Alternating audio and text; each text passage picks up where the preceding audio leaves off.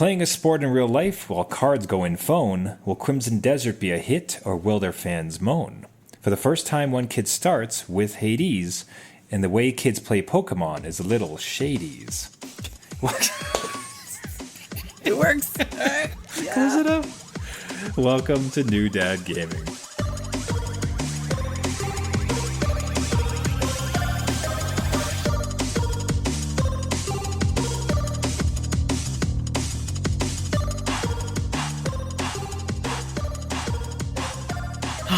Adult beverages are poured. The kids are asleep. Welcome to New Dad Gaming. It's a show about fatherhood, gaming, and new fathers figuring out their gaming lives. My name is Trevor, and I have a 8-year-old and a 10-year-old. Correction, that is actually Sir Rhymes a lot, otherwise known as Trevor. But my name is Jeff. I have a 15-year-old and a 12-and-a-half-year-old. Shadies, Hades, like. Remember, we try to show each week on this show that just because you became a dad does not mean it's game over. And I come to you today wearing a lovely sports shirt, me being like super sports dad, as everybody well knows. If there's anything you know about me, it's I love video games and I love sports, playing sports of all types. What sport are we talking? They're just like... I really appreciate your restraint on that one, Jeff. I think it'll jump right down my throat. Hey, no, Just like, no, this dreams one are was, dreams. Yeah, so this came a little bit of left field. Not so much left field. It's one of those parent headshake moments. Okay. I think sometimes we have where you just take stock of something that's been happening for a while, and it's like, why am I not just doing that? So I have been fortunate to be getting to the gym a little bit more this year. So trying to kick off a decent habit, new year, new me, the usual type of stuff. And as I was about to hit the bike today for a little bit between weights, and the thought occurred to me, it's like, that's not a very fun exercise. And for the past 2 weeks, my youngest has really been on my case to go down and play soccer with him. Okay. It's like, hey, Dad, would you come play soccer? Come play soccer. Now, to my credit, and to most gaming dads' credits, I think here, you arrive at the end of the day. You've put yourself out there on the line, like you're being a provider, like you've done all the things, like you are goddamn exhausted. Yeah. Right? So, a number of times over the past couple of weeks, I just didn't have it in me. I didn't go down and play soccer. But again, it's just one of those head shake moments between calm reflection about this is a really great age, this is a lot of fun. Second one being, I'm trying to be healthier and I'm looking to exercise instead of sitting on a stupid bike, not going anywhere for like 30 minutes. Why not go play soccer, which is much more of a, larger, more bombastic, more active way to be active, if that makes any sense. So have you ever had any kind of like head shake moment where you weren't playing the game with the kid, or you weren't playing a board game, or you weren't taking them out to do a hobby, and then you just had a summarization like, why am I in this negative pattern of not doing this thing that actually would be kind of cool? Yeah, I think that happens to a lot of dads when because again, I think you do reflect on, am I missing the moment a little bit, and to be a little bit more present. And I could sit on the couch and just decompress from the day, which everyone does need that time.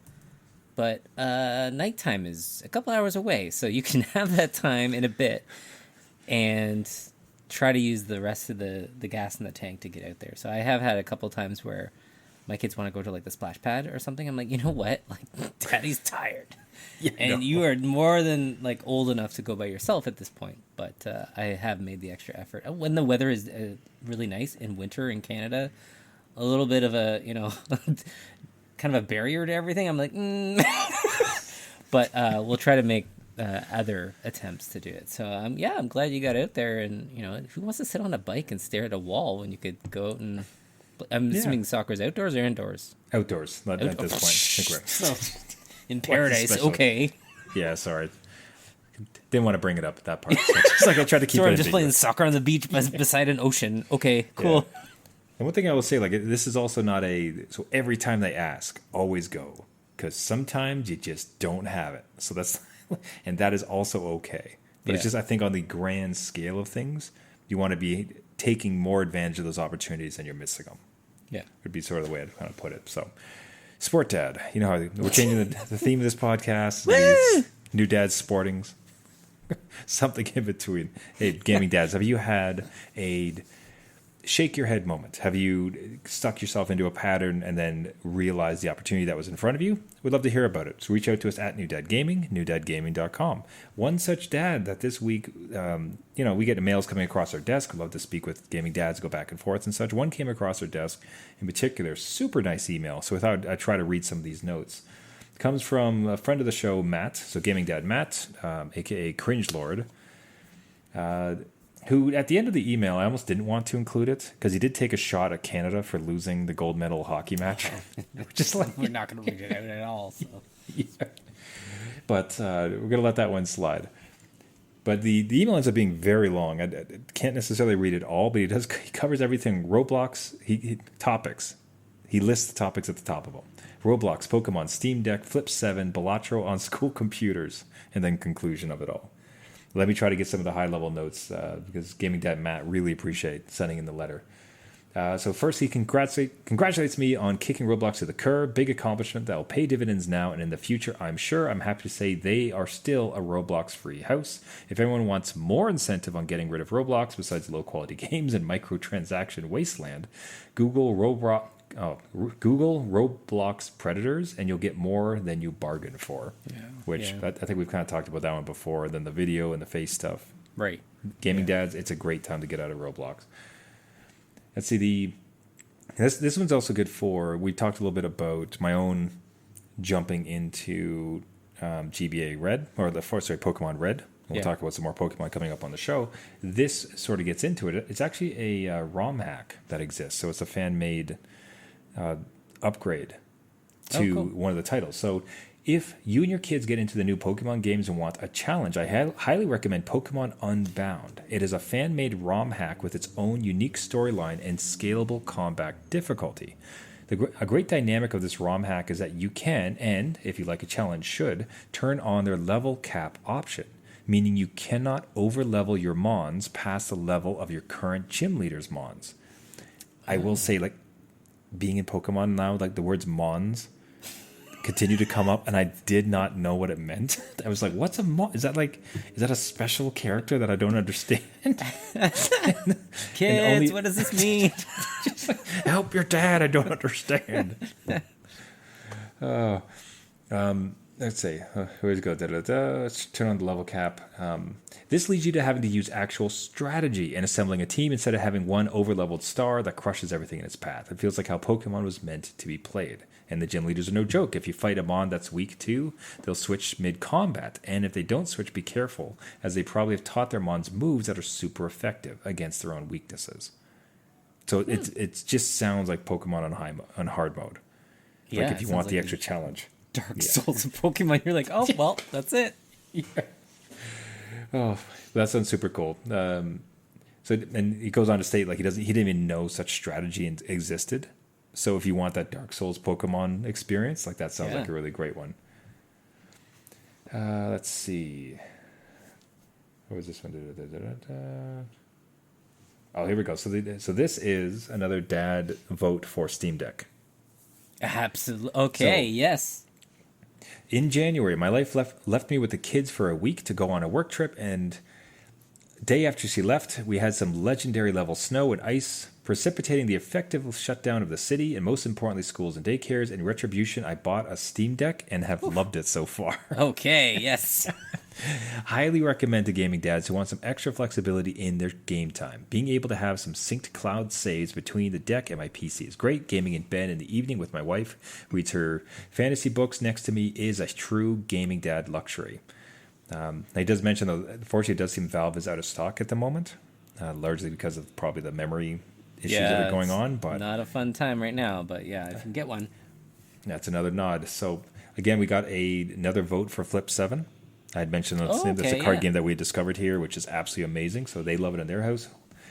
Let's see. He also had a similar memory down memory lane with Balatro, or just at least hacking schools and hacking school computers, putting games on them. So that's always classic. I love that one. So he wraps it up. That's it for now. Currently playing Grounded with my son and loving it. Minecraft vibes with a bigger emphasis on combat, plus it runs decently on this potato gaming rig that's a decade old. Showed him clips of another Minecraft-like game, Hytale, which finally released on early access, not on Steam unfortunately, and I suspect we'll dive into it next. So firstly, Gaming Dad Matt, absolutely amazing. Thank you so much for this amazing letter. Love it and appreciate it. And Gaming Dads as well, like reach out to us. We love to hear this stuff at new.gaming, new.gaming.com. He does end with a question. I thought that would actually wrap up nicely for the next segment. So he's talking about his little one. He's about to turn 8, and for his B-Day, I'm considering going halfsies with him on a Switch 2 or a Quest 3. Oh. Surprisingly, he's gotten very good at saving his chore money. His last halfies purchase with me was a Bamboo A1 3D printer, which took him a year to save for. If you/your son were going to pick one, Switch 2 or Quest 3, which would y'all go for? Wow, that's quite a choice, though. Like, yeah, that is a tricky one. What's your first impulse? Don't overthink it. Kid comes to you with a bunch of savings, and let's just assume that the price is on parity. Yeah. Like, what are you going for? Whatever. Again, 8-year-old, I really think a Switch 2 is probably going to be a good bang for your money. Like, I think it will go the distance. Quest 3 is like, it's fun, right? But like, the experiences are a little bit more. I don't know. You have to do your homework on some of them for an 8-year-old. That's all. They can be a little bit intense, but Switch 2, I don't know. I think So I'm of two minds. Not of two minds. Sorry, like I would actually very firmly fall in the Switch 2 camp, for the reasons being, my 8-year-old, just given his frantic nature, I think like slapping on his face, I think for sure he's going to be going head first into a wall in the first like 10 minutes. That's a good point. So for myself, I'd kind of like that change around it. And I do think too, the Switch 2, huge bang for the buck. Like I think about our Switch, like it's still like one of the more played consoles. Its portability, like everything about it's so family friendly. So I think Switch 2 will carry on that legacy, and it's going to be great. I do think that I think the VR space is going to get more interesting in the next couple of years. I think if anything, it might fall off, and that's kind of a signal that like the tech didn't quite work, and we weren't quite ready for it yet, and it's going to be another 5-10 year cycle. Or like if you do think about Valve coming out with their Valve's coming out with their own headset, right? So Steam Frame. Vision, what are they for? Steam Frame. Thank you. Yeah. And there's 2 or 3 other ones that are kind of like on the horizon that are sort of interesting too. So the space in a way is heating up, and I think if you think about what Steam did with the Steam Deck, that resulted in the ROG and like these other, like all these other handhelds, the Legion Go, right? Yeah. Like it gave the industry a bit of a kick, right? Thus, you would almost think that as soon as Valve launches their frame, you're going to see like a lot more of it as well. So as much like the Quest 3, I enjoy mine very much, like one of my favorite consoles for sure. But it's a bit long in a tooth, and I think the future, the relatively near future, is going to be like much greater. So it gives the kid a chance to grow up a bit, get to enjoy the Switch 2 in the meantime, and the next thing you know, the next wave of devices come. Yeah, no, I totally agree. And even just going back to his other kind of the background he was giving with extra games with like Minecraft and Hytale and stuff, you might want to check out Core Keeper, which is a really cool game I've had fun with my kids on, and it's kind of like a Minecraft/Terraria crossover, but that is, I think, on the Switch, Switch 2 as well. So that might be a cool, just like set up. Here's your new system, and here's a game that could be cool that we can all play together, and it's I think it's cross-play with the Steam Deck, so you can even work in that way. Not too shabby. Love to hear it. Hey, Gaming Dads, do you have your own thoughts on those things? Reach out to us at newdadgaming, newdadgaming.com. I did want to, this is actually a perfect segue, because I wanted to ask you about Pokémon TCG, like specifically the mobile experience for it. Right. So, like my kids again, like at this moment, like the house is just Pokemon crazy, which which I tell like ordinarily would almost be kind of frustrating, but just given the Roblox hell that we had existed for a while, it's like I'll take it. Like these are actual games or characters. Like let's do it. But now it's kind of regressed in a way where they're not playing a game. The game they want to play is the one where you open packs of cards. Yes.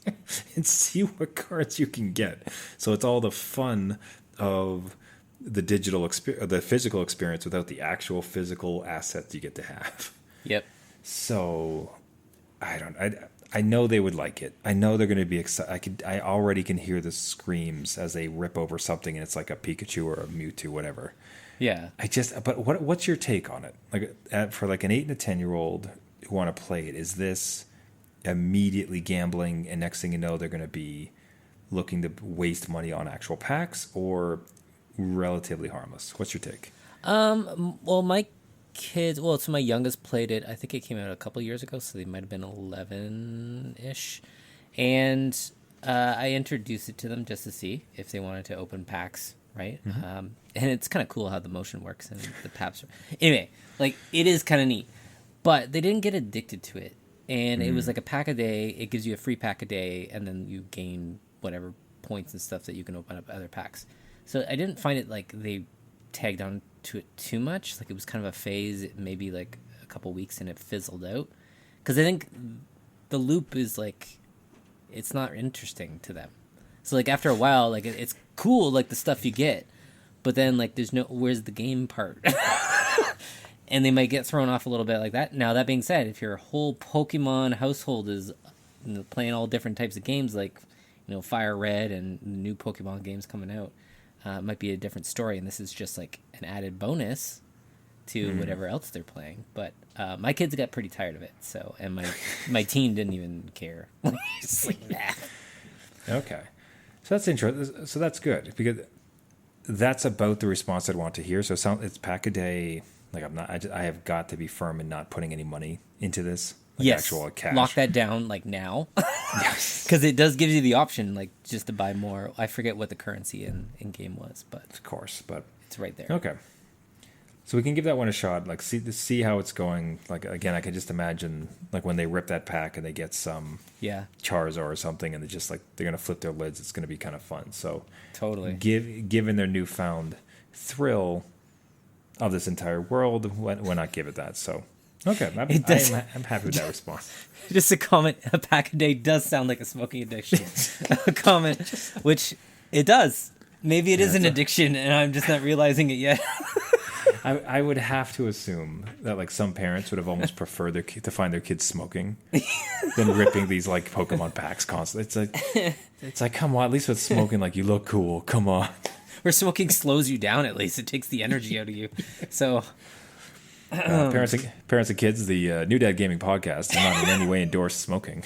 Just to be super clear, you need to work in that disclaimer into the poem. So next time, there it is.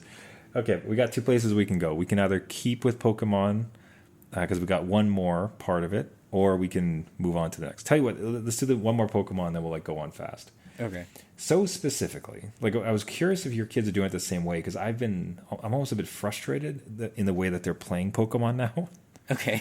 So they played. You're just hanging over their shoulder, like no, that's not. That's like come on. So he's playing Shield, so Pokemon Shield. Yes. And he's beaten the game.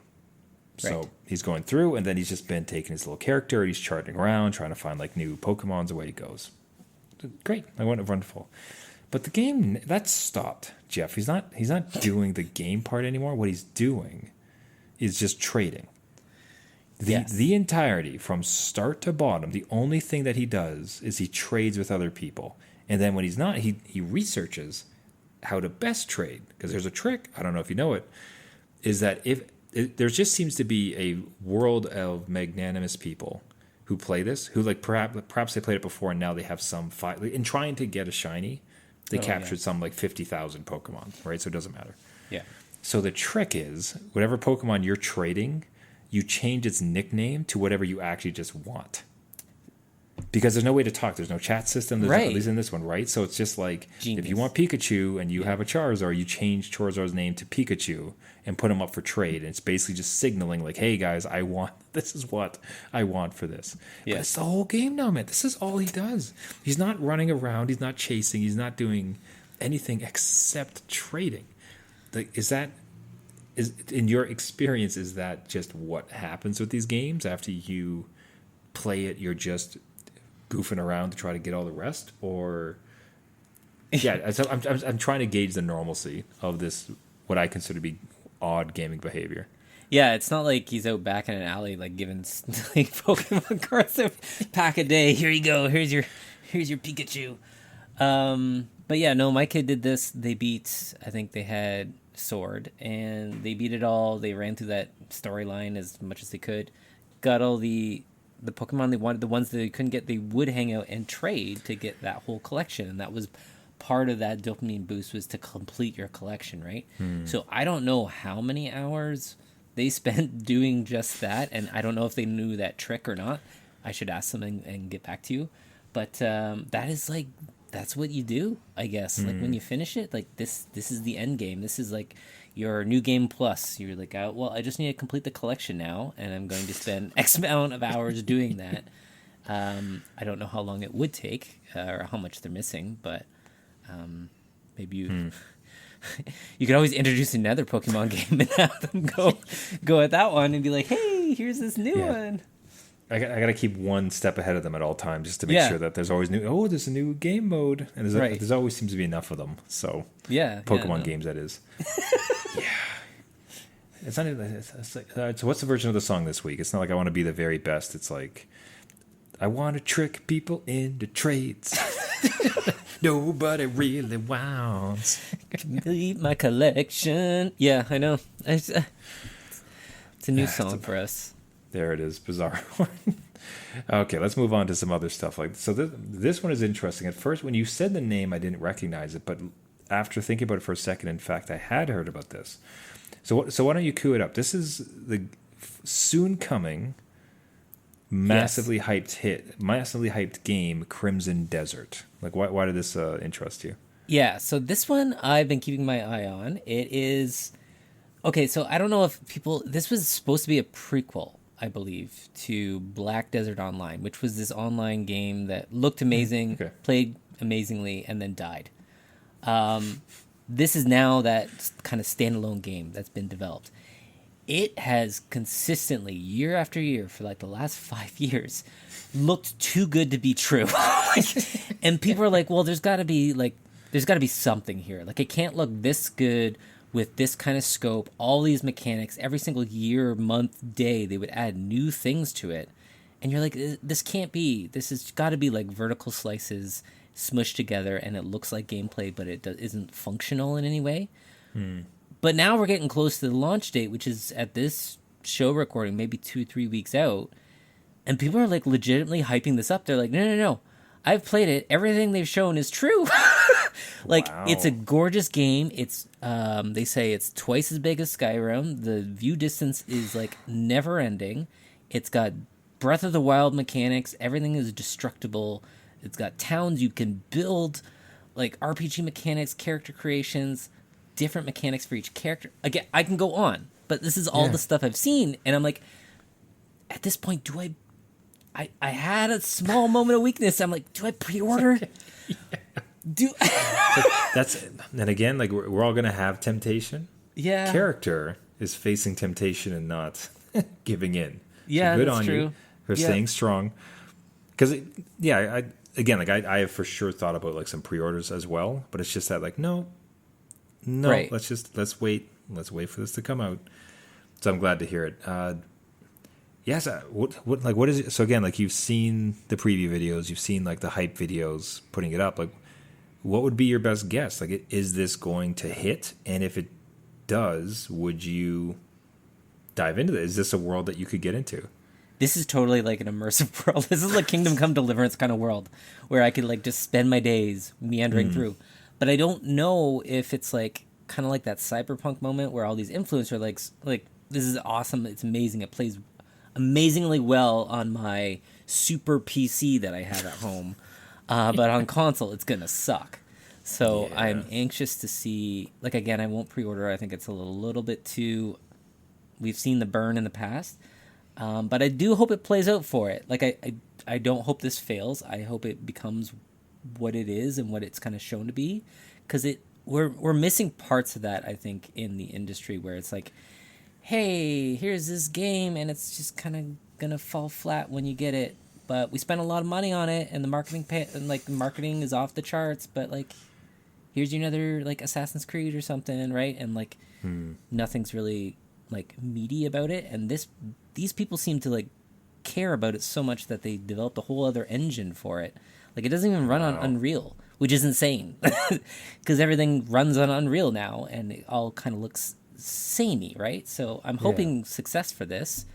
I just don't know how it's going to play on my base PS5, because I don't it's definitely not going to play on the Steam Deck unless they do magic. But it's like, well, I don't, again, like that's where I'd be curious, because if you think about what they would need for success, I'm going to say like it's probably going to work great on the PlayStation 5, which is a beefy console. Right, yeah. And I would even think it's going to work on Steam Deck, because if you think about, if the only way, they need to sell a lot. Right, They're going to need to sell a lot. They're going to need people engaged for like a long time for this to work. And if it's like, in this day and age, when we currently have a memory crisis, in this day and age when like graphic cards are going for like $2,000 or more, it's like you could only play our super cool game if you're at the top end. Console gamers suck it. It's just, and Steam Deck owners, who are you? I don't even care. Yeah. So I would think that they're. Like, I don't want to say like go as far as saying optimize, but I feel like they're going to feel that they're going to have that pressure to like bring it down to like lower type of specs so that you can actually, so more people can play it. So my son, now what would you want to play it on? Would you want to play it on your PlayStation 5 or your Steam Deck? So that's an interesting one. Yeah, honestly, I would play it on PS5, but I would stream it to my Steam Deck, right? Like, I still have that option. So technically, I'm playing on it, but I'm not like having the fan try to kill me, right? Like spinning up, right? It'll be an easy play. So I would play on my PS5 and stream it. So that would be my choice. If it like goes perfectly well, though the option is there for Steam Deck, because a lot of those PC prices on Steam tend to come down quite quick versus a PS5 kind of walled garden. So I'm hoping, and like this dev seems to be listening to the fans as they develop the game. I think one person remarked on like, there's too many sparks on screen. Like there's too many sparks flying everywhere. And they literally just added a spark slider. They're like, okay, you can control it. I'm like, really? Like we could double it, or you could have it. Even more sparks. Like, this is coming from a Final Fantasy player, so I'm like, there's sparks all the time. Like, you select your name, and there's sparks flying in a Final Fantasy game. So I'm all for more sparks. But okay, so now it looks like there's the main storyline, but then after that, it's like open, like MMORPG type of thing. Kind of like you're trying to reestablish, I think, like a clan that has kind of lost its homeland. So you have to go out, kind of build it, do these missions, get sucked into side missions. It's got like a whole aerial sky castle thing. Like, again, they just added everything. Any best part from a game, they're like, okay, here, there's fishing. Like, they just. There's got to be a cooking mini game for sure. There's cooking. There's Monster shopping. hunting. Ooh, like, he's currently flying. Yeah, there's flying. Again, it's just, I don't know. I don't know what to think. I'm scared. I'm like, oh, I hope you don't fail. Like, I think it's great that you're trying something new. So yeah, it'd be nice to have a really unmitigated success. Though I do think we had Arc Raiders. Oh, that's true. That's true. Which that was kind of a really fun win for everybody. So that was wonderful. But if they have another one like this, I think maybe it charts the way. Like you said, they were listening. If the price isn't $130 plus like a subscription fee, and it runs on like lower ones, like maybe this could be a happy story. So we're rooting for you. We're rooting for you, Crimson Desert. I'm rooting for you. We're rooting for Crimson Desert. Thank you. Hey, let's wrap her up really quickly. So your kid has actually started to play the Hades, which warms my heart, because obviously like one of by far my favorite franchises. So it's awesome to see. And Hades still holds up, which is amazing. Like the original, obviously we had the sequel. It's phenomenal. Yeah. Where did that come about? And did that pique your interest to play it back? How good are they at this game? I imagine much better than me. Yeah. High bar, but I don't know. Like, my team just came down and be like, hey, have you ever played Hades before? I'm like, would it? Well, one, do you listen to the show? Obviously, my co-host. Are you a fan of New Dad Gaming? You should listen to episodes 300 to 350. But no, he just mentioned it off the cuff, and I'm like, oh yeah, like, I hope you didn't buy it, because I have it on Steam, which you can borrow, right? He's part of the Steam family, which, again, gaming dads out there, set that stuff up, because you can share games back and forth, regardless of who buys it. It's fantastic. But yeah, no, he's starting to play it, and he's got all his friends in on it too. So everybody's playing it in his friends group, and when that happens, they all just like fire through this sucker. So I'm going to have to see where he is in it, because I never beat it, and I think it took you some time to beat it. So I'm sure. From a literal timing perspective, in that I did have a lot to play. Although I was bad at it. Yeah. I can't imagine. Would I be curious? Do you know if he's playing with God mode on? So God mode is every time you die, you take like 2% less damage, right? Up until 80% less damage, which I've achieved on both of my games. Yeah, because that's just it's awesome to run through feeling powerful. I'd be curious to know if they're using God mode. I probably don't Probably think not. they are. Like, they beat Silk Song, no problem. Hollow Knight, no problem. And I'm not saying that is this game, but their reaction time, I'm like, oh, Dad. Like, my reaction time is not near what they could do, and I don't understand if I was ever that good, or maybe they're just they've grown up into this ecosystem, and it's a product of me, right? It'd be like, oh, look, this is what I made. I made an Ultimate Gamer. You need to play this with like esports and make some money. But I'll have to ask. I'll have to see if he's playing with any sort of. Well, I don't know if you can mod this game, but any mods or God mode, or where he's at. Maybe he's on his like second, third run already. I don't know. Yeah. So I'll find out. I have to imagine he's probably like blasted through it. So there is a contingency of people who just continually play it, because there's all of these. It's called like punishment packs, and you can just add more challenges. It's like enemies deal 50% more damage. Like, there's no healing. Like, you can't spend money. Like, you just pick your poison, and that gives you extra like bonuses. And then there's like a chart that tells you how good you did as far as timing. So there's all this end game content. If you like the core loop, you can become very good at it, and then decide like, okay, I'm gonna challenge myself and see if I can survive this. So I would imagine, like, for kids who have before like 110%ed games, they might get into that sort of like end game type of content. Yeah, no, I think I am interested to see what he's done with it, and maybe I should watch him like one time and just see how he plays this game, because when I was playing it, I was probably very much like you. I'm like, all right, I'm gonna take this map and I'm gonna do my job. Ooh, I like lightning. It's like, oh my god, that's the worst one. What are you thinking? Yeah, you gotta min-max this stuff. You gotta go, like, I don't know. I prepared you a spreadsheet. Here's your decision tree you need to follow. Yeah, exactly. We'll wrap it up there for the weeks, everybody. Thank you so much for listening. Hey, a big shout out again once to Gaming Dad Matt for the amazing email. Really appreciate you taking the time to write that all out. If anyone listening here would like to reach out to us, we'd love to hear from you. One of the best parts is emailing back and forth with all the gaming dads, swapping stories, hearing about gaming successes, gaming dad fails, everything else in between. Reach out to us at New Dad Gaming, newdadgaming.com. If you like the show, you can find us on all the major podcasting networks: Google, Spotify, Caster, YouTube, anywhere you find your podcast. Just search for New Dad Gaming and give us a subscription. If you do find us, something that really helps out the show, that Jeff and I would really appreciate, is if you do subscribe, leave a rating or leave a comment. All those things really helps pushes us out to the algorithm, gets other people noticing, helps us find other gaming dads. We've had a fantastic year. Like, Jeff and I are incredibly humbled and really grateful for everybody. So hoping to keep up that momentum, find as many gaming dads as possible for the show. Who else will hear our phenomenal failures? That's what I'm saying, right? We need to like sing it again in rhyme. From coast to coast to coast. So, again, hey, wanted to thank all the gaming dads who have joined us, and I hope that you can share an episode out, bring more gaming dads in the fold, see where we can take it. Everybody, thank you so much for listening once again. This has been New Dad Gaming. Until next week, my name is Trevor, and I have a 10-year-old and an 8-year-old. And I'm Jeff. I have one Steam Deck, a 15-year-old, and a 12-and-a-half-year-old. So much potential. Remember, everybody, just because you became a dad Does not mean it's game over.